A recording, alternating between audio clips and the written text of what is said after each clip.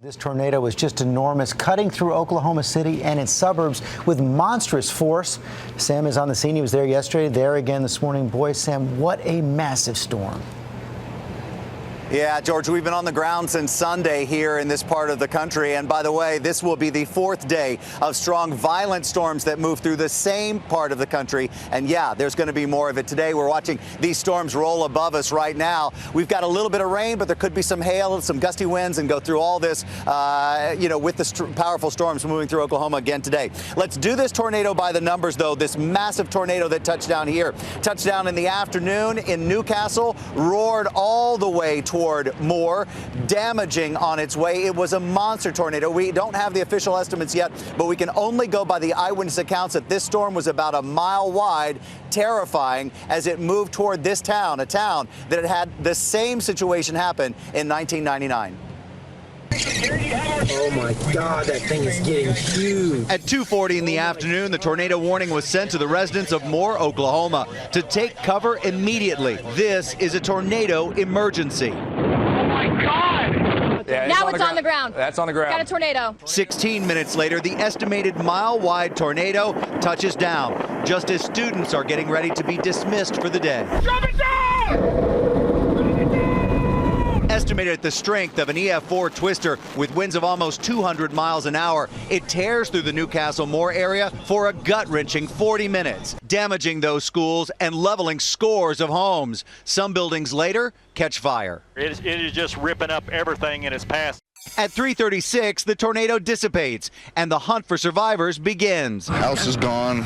All the way to the ground. Her car looks like it's been run through a meat grinder. Those devastating winds tore a 12-mile gash in the earth from Newcastle to Moore, destroying a swath of what used to be the Oklahoma City suburbs.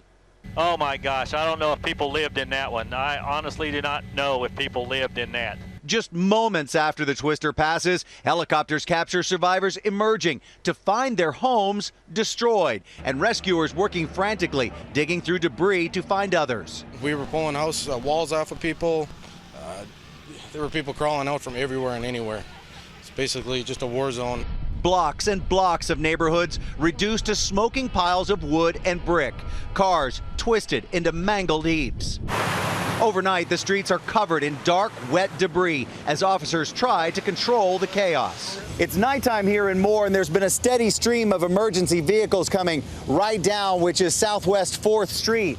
This is, by the way, right over there, if we turn the camera there, that's the Moore Medical Center that was so badly damaged in this storm. This morning, the numbers are devastating and heartbreaking. Rescue crews go door to door, making sure no one's still trapped beneath the rubble. Additional National Guard members have been deployed by Oklahoma Governor Mary Fallin.